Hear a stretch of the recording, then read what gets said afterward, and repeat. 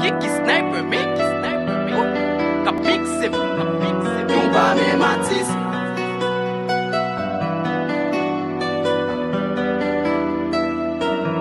Yon pa men Matis.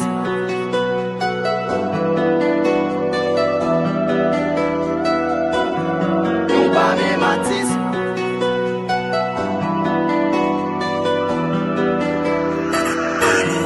Yon pa men Matis. A kè sou fè complot sou nan mwen. Yon trop énergie qui yon dan mwen. Yon pa men Matis. Même si ta gen l'idée piégé mwen. Mwen chaje fason pou m'jwe bien mwen. Yon pa men Matis. A kè sou fè complot sou nan mwen. Yon trop énergie qui yon dan mwen. Yon pa men Matis. Même si ta gen l'idée piégé mwen. Mwen chaje fason pou m'jwe bien mwen. Yon pa men Matis. Nou pa gen tan pou plezi. Nou pa gen tan pou n'perdi. Every day, every night.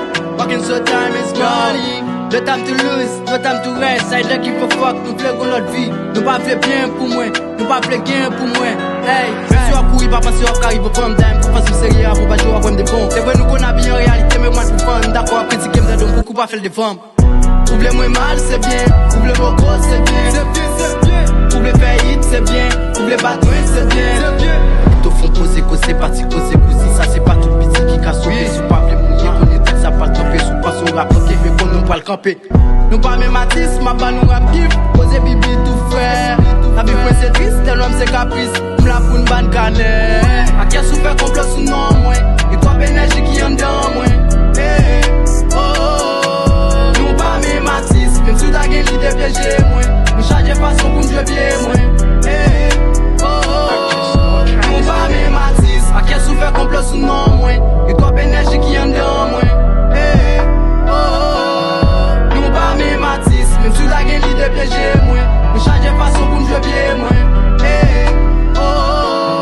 Nou pa men Matis. Nèg yo fè plan pou blom, yo kole tan pou blom. Yo pa gen kran de fom, mais yo ka fè li nan dom. C'est moi qui mette ici, patri pa vek pousi. Des fom nou invisible, simplement des bitches. Si pas mal les comptes, même sous ta wow, on est moi petit devant. Moi peine environ, si vous voulez dire raison, quand même faut limiter clan. Bogo cola que moi suspect, 2026 pas suspect. Qui t'aime trip, m'voilier, merci parce que t'es content de voir.